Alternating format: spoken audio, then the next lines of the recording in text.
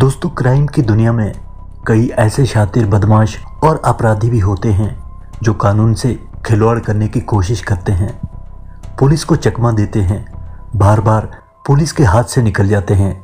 वो सबूतों को मिटाने में गवाहों को धमकाते हैं, लेकिन एक ना एक दिन ऐसा होता है कि जब वो पकड़े जाते हैं।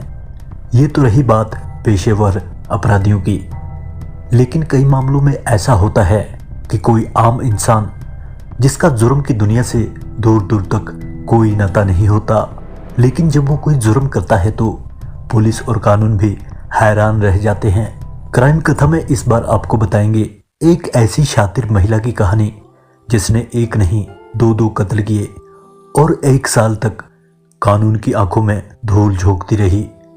दोस्तों, ये बात 29 अगस्त 2022 की है, जब एक महिला गुवाहाटी के जिला नूनमाटी पुलिस थाने में पहुंची।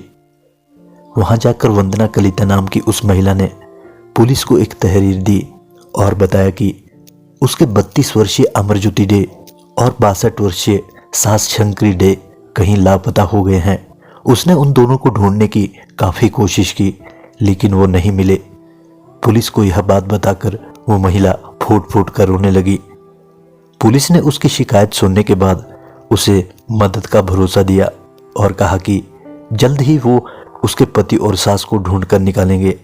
इसके बाद पुलिस ने उसकी तहरीर पर मामला दर्ज कर लिया और मामले की गंभीरता को समझते हुए छानबीन शुरू कर दी।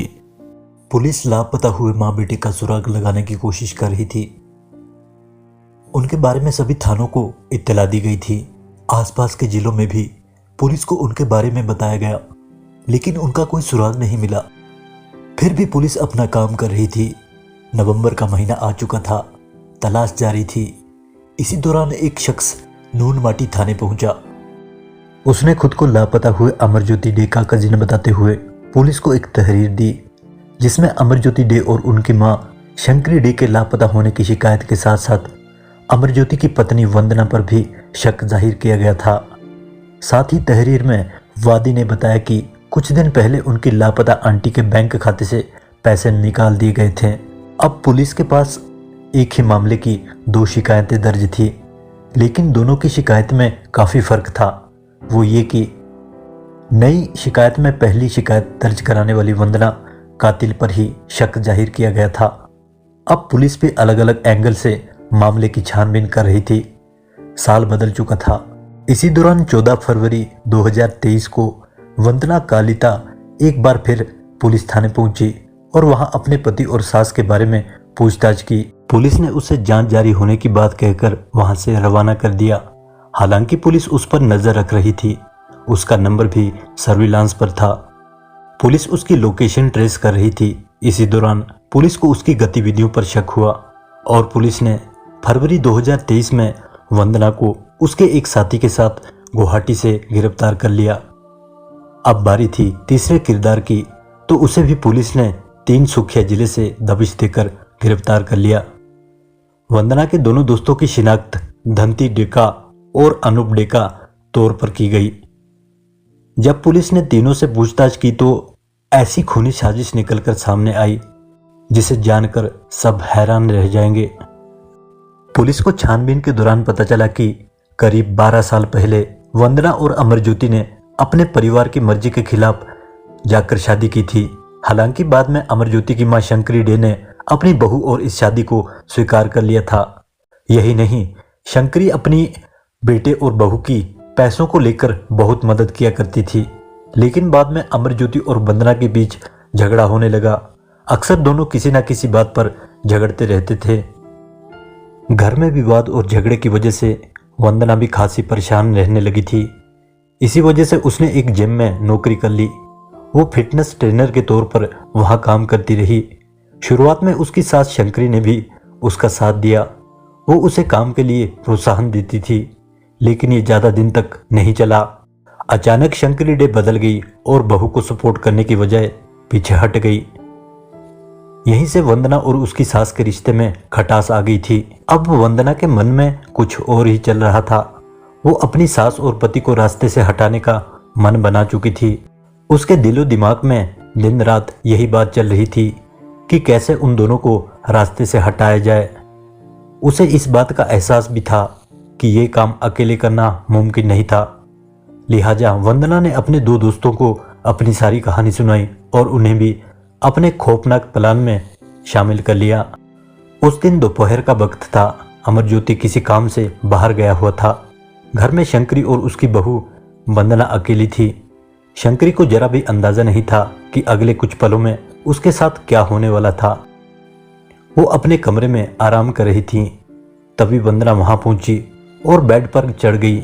इससे पहले कि उसकी सास शंकरी कुछ समझ पाती, वंदना ने उसके नाक और मुंह पर तकिया रख दिया। शंकरी झटपटाती रही, तड़पती रही, लेकिन वंदना ने उसे नहीं छोड़ा और कुछ ही देर में शंकरी का शरीर शांत हो गया। वो दम तोड़ चुकी थी। अब वंदना ने अपने प्लान के मुताबिक अपने दो दोस्तों को फोन करके अपने घर बुला लिया। वे दोनों शख्स वहां पहुंच चुके थे।